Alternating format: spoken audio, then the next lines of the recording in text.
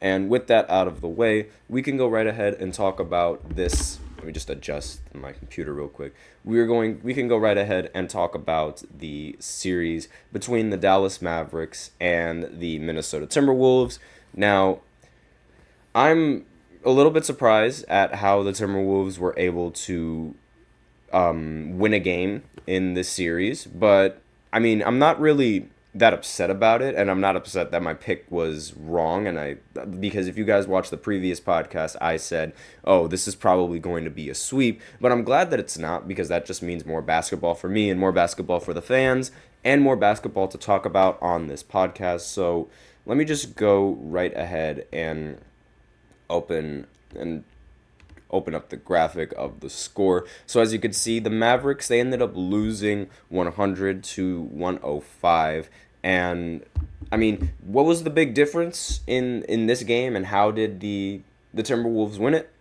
Well, obviously, it was the performance from the other two stars that the Timberwolves had. Now, throughout a majority of the series, these two guys have been, Anthony Edwards and Karl Anthony Towns, they've been very quiet offensively. But now in this game, they finally stepped up when they desperately needed it, even with Karl Anthony Towns fouling out towards the end of the game. They got into foul trouble rather really early, but still it was just enough for them to be able to come back and, well, not really come back, but make this series a little bit more competitive and win the game in the end. Anthony Edwards, these were his stats for the game: 29 points, 10 rebounds, and 9 assists. Just one assist off of a triple-double, which is very, very impressive. About time he finally had a good game. He's been avoiding a lot of criticism from the media recently, and I'm honestly a little bit surprised by this, because if this was Jason Tatum or if this was Jaylen Brown who was playing this bad throughout the majority of the series, no one would hesitate but flame them. Like, Anthony Edwards gets bubble wrapped, but those two guys get crucified. And imagine if it was LeBron. Oh my gosh, imagine if it was LeBron playing this bad against the Dallas Mavericks. That's never happened before. Literally, to this day, he still gets criticized for how badly he played in the Mavericks series. But Anthony Edwards, nah, he doesn't get one lick of criticism, which is a little bit.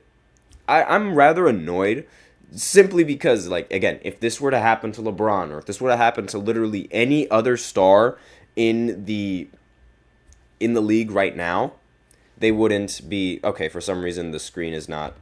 That's great. For some reason, it's not putting up the stats, and I have no idea why. It doesn't make any sense to me. Why is it doing this now?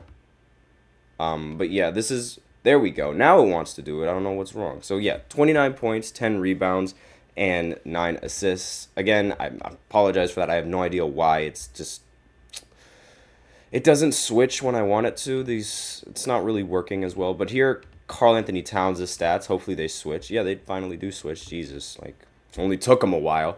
So 25 points, 5 rebounds, and 1 assist. He did get into foul trouble in this game, and the foul trouble, he probably could have dropped a few more points if he didn't get into foul trouble for this game.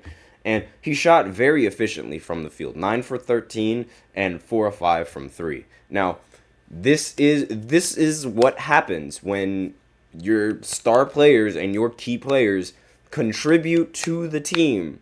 This is exactly what happens, because if you notice in the previous matchups that they've played, they've lost all of the games, and the games have been really, really close.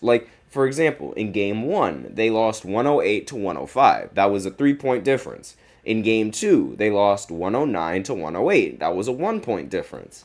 And in Game 3, that was the game where they blew it. They just didn't score throughout the 4 minutes left in the fourth quarter. They did not score whatsoever, and that was when they sort of blew it and caused them to lose 116 to 107.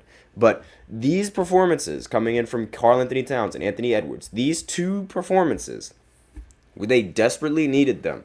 And this was the biggest difference maker, because once once these two were scoring efficiently and once these two were producing enough, the teams ended up winning because they were awful in the first 3 games. Like it was just, but their defense, like the team's defense was holding up very, very well. Like I said before, Rudy Gobert, he ended the game. Well, he has the series so far. He's got a positive box plus minus compared to Anthony Edwards and Karl Anthony Towns, who have a negative box plus minus, meaning that Anthony Edwards, every time that he's on the court, the team gets outscored, and every time Karl Anthony Towns is on the court, the team gets outscored.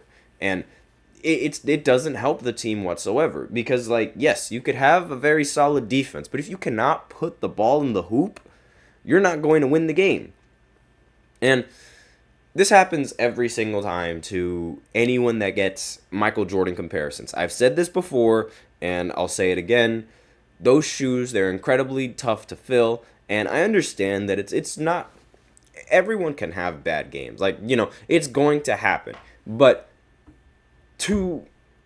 it's a certain degree of how many bad games you should be allowed to have, at least in my opinion, before the criticism starts rolling in. Like, you're allowed to have bad games. I'm not saying that you're not allowed to have them, but if you are the star player on the team and you have multiple consistent bad games, that is a problem.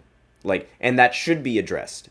And I guarantee you, if LeBron had 3 bad games in a row in the playoffs, the entire media would crucify him for the first bad game that he had. Like, and if it resulted in a loss, even worse. Now, add another game on top of that, then that's more crucifixion. Then a third game, that is more crucifixion as well. Like, there are certain stars and certain players in the NBA that get all sorts of praise, but they avoid every kind of criticism. And then there are players who get zero praise, but get every kind of criticism. And this Anthony Edwards is one of those players. And I might come off as an Anthony Edwards hater. I do not dislike Anthony Edwards or how he plays the game. I just dislike how the media is treating him and bubble wrapping him into trying to make him into the next Michael Jordan. Because what makes this even more ironic to me is how